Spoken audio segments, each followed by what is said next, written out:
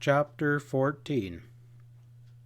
Ezra tied the two prisoners, running nooses circling their necks with loose ropes, ends binding wrists behind their backs, and shackled their ankles. There was just enough slack to allow the Mexicans to breathe freely, but the slightest effort to struggle or loosen their bonds would merely tighten the nooses and lead to self-strangulation. So it was not surprising that they lay docile on the bunkhouse floor, dark eyes following every movement of their captors.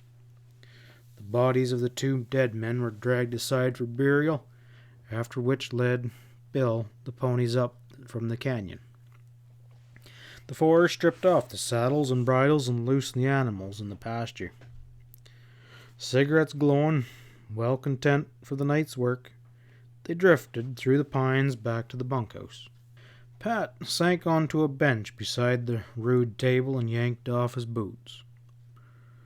"Let's grab us a bit of shut-eye. We got plenty ahead of us tomorrow." At dawn, the sheriff was astirred. He collected two of the Mexicans' wide steeple-top sombreros and dropped them on the table. Crossing the yard to the ranch house, he surveyed it curiously. The rear door was barred, but he gained entrance through the front door left ajar by Mummy Rakestraw in her hasty flight. A quick inspection showed the house to be deserted. Pat fished kindling out of the wood box and laid a fire in the kitchen stove, spilling half a mug of ground coffee beans into a big iron coffee pot and set her to boil. When he returned to the bunkhouse, his partners were pulling on stiff boots in the cold gray light. The sheriff gathered up a greasy pack of cards from the table and shuffled the pasteboards with an ironic smile. "Low man stays," he grunted. "Ace high. Cut, gents." He set the pack on the table's edge. Ezra reached out a big paw and carelessly broke the deck. Queen of hearts. His one eye gleamed with satisfaction. "Top that, runt," he challenged as Sam stepped forward. The stubby rider cut. A tray of spades. His features twisted wryly. He stepped aside and built a smoke. Bill grinned and uncovered the deuce of diamonds. Swift disappointment wiped the grin from his freckled features. "Damn it! I never have no luck with these damned cards." The sheriff indicated the two huge sombreros. "You two Jaspers, you get your lids on, and we'll hit the trail after a mug of coffee." He hoisted the prisoner he had interrogated to his feet and loosened his bonds. "Well, Greaser, you lead the parade. Figure you can locate the mine?" The Mexican swayed on numb legs. "Qui saba?" he muttered. Pat significantly enlarged the noose in the rope he still held in his hands. "Think again," he suggested softly. Si, senor," gulped the Mexican. I show you mine, quick." "Say, Pat," whettled Bill, "maybe I could tell you. You'll need every gun to blast that gang." "No," replied the sheriff firmly. "There may be a lookout up on the wall. If they wise up, we'll never get through the gap. You stick around. Have the spick plant his partners and watch that oar." A string of nodding burros plodded across the arid swales of Alkali Plain. At their head rode the sombreroed Mexican and Pat. Half hidden by drifting dust, Ezra and Sam jogged behind. Slowly the cavalcade crawled across the plain. The sun inched higher, and as the hours dragged past, dropping towards the horizon, Needle Rock quivered through the blue heat haze. Ahead, the break in the wall showed black against the gray rock. Beneath the brim of his Stenson, Pat watched their guide closely, alert for any sign of treachery, but the Mexican, hunched in the rough apple-horn saddle, sat upon his stingy pony, rode with eyes closed, apparently dozing. Imperceptibly, the strangled column grew closer and closer to the gap. The sheriff scanned the narrow canyon, searching the heaped boulders tumbled down around its mouth, eyeing the eroding walls that towered high on either side, looking for sign of life. But nothing stirred. Not even a buzzard smudged the blazing blue of the bowl that arced above. A sudden uneasiness, a vague premonition of trouble, gripped the sheriff. Just nerves, he thought, striving to throw it off. What opposition could they meet at this stage? The Mirage mine lay far behind the gap. No word of the fracas at the W bar could have reached the gang behind the wall. Even if there was a locate posted on those ragged heights, he would merely see the trail of Jacks that was returning with empty knacks, escorted by a rider and 3 sombreroed Mexicans. But Pat's disquiet would not be down, even though the gap was as silent as a tomb, as death itself. The mouth of the canyon was not 300 paces distant now. The string of burrows, like a crawling caterpillar, breasted the swales and threaded between massive fragments of granite. Pat's uneasy eyes registered movement ahead, a faint glimmer of sun on steel in a nest of rocks at the canyon gate. With a yell of a warning, he grabbed for his Winchester and flung sideways out of the saddle. Before he hit the ground, the crash of gunfire exploded in his ears. Lead, whining, ricocheting from rock in a screaming ricochet, the Mexican jerked erect as though abruptly awoken, then, with no more than a faint moan, slid heavily from his pony. The animals wheeled, rearing high as a bullet nicked it, bolted into the burrows, scattering them. Pat's sorrel followed, and from the shelter of the flat boulder behind which he had bellied, Pat eyed the greaser, sprawled upon his back across the trail with eyes closed, as though he had fallen asleep again. His soiled silk shirt was daubed with swift spreading scarlet stains. Sam and Ezra had gone to earth. The burros were far spread, roaming aimlessly with the saddle horses. Pat removed his hat and peered cautiously around the corner of the boulder. Like hornets, bullets droned from the gap. He jerked his head back, lips tight. It was plain his scheme to locate the Mirage mine had gone awry. Someone or something had tipped off the high graders. The first lead blast had been directed against the Mexican. He knew too much to live.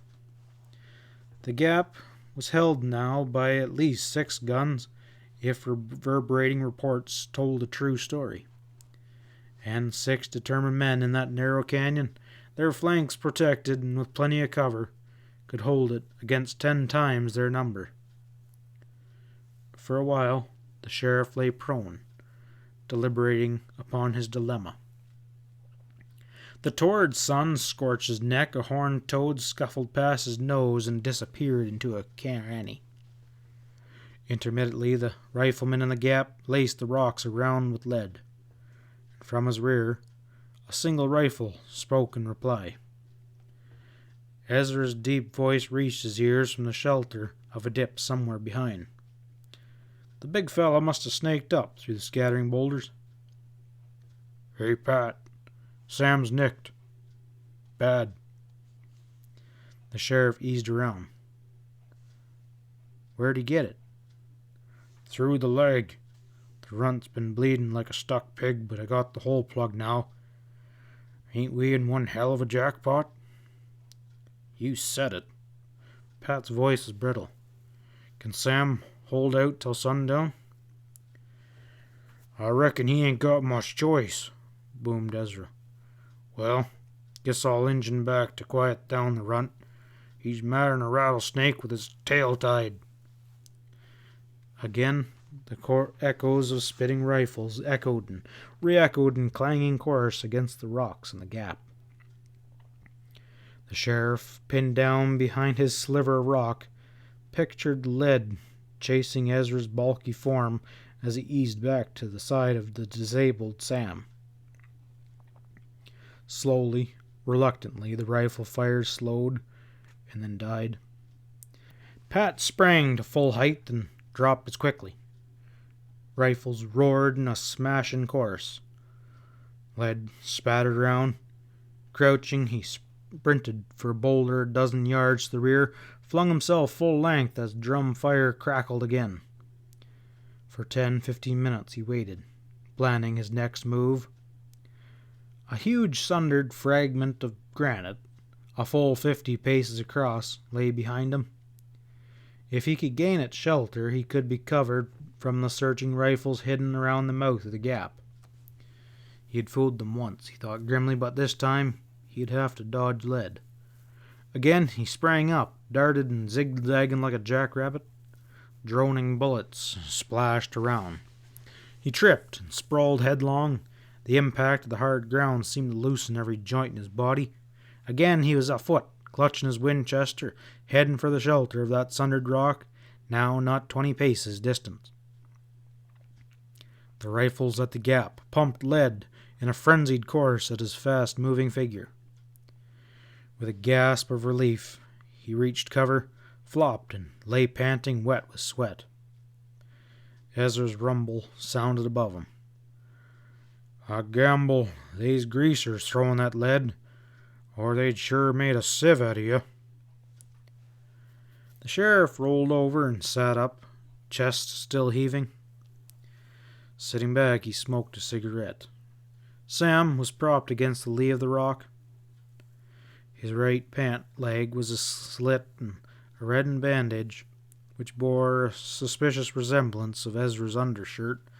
It was wrapped around the leg just above the knee. Pat stepped close, noted the pallor beneath the squat rider's tan and his taunt features. "So, you've been leaning against a bullet. Thought you knew enough to dodge hot lead." "I reckon I must have dodged the wrong way," admitted Sam with a sickly grin. "I weren't packing horseshoes like you folk." "Can you leg it?" "Nope, but set me on a horse and I'll stick like a saddle burr." Pat turned and gazed thoughtfully over the plain behind them, now crisscrossed with shadows as the sun dropped low. Several burrows lay among the litter rock, cut down by flying lead. But their 3 ponies and the remaining jacks were out of rifle range, calmly nuzzling the few vestiges of vegetation that grew meagerly out on the swales. It was plain that assault on the gap with Sam crippled was hopeless. The best they could hope for was a getaway when darkness veiled them from the bandits' lead. Slowly, the shadows lengthened. Desultory rifle fire still crackled from the gap. Stretched out among the debris that flanked their sheltered boulder, Pat and Ezra threw lead in reply. Wasted lead, thought the sheriff bitterly. Their opponents were well entrenched, securely walled in by piled rock. Throughout the entire affray, he had seen no more than a glint of sunlight on one rifle barrel. Finally, the gap dissolved into gray shadow, and the 2 pulled in. Ezra handed his rifle to the sheriff. "Reckon I can pack, Sam. There ain't much to that runt, no more than hardly a jackrabbit." Pain had deadened Sam's usual fast flow of repartee. He merely grunted as they hoisted him to his feet and eased him up upon Ezra's broad back.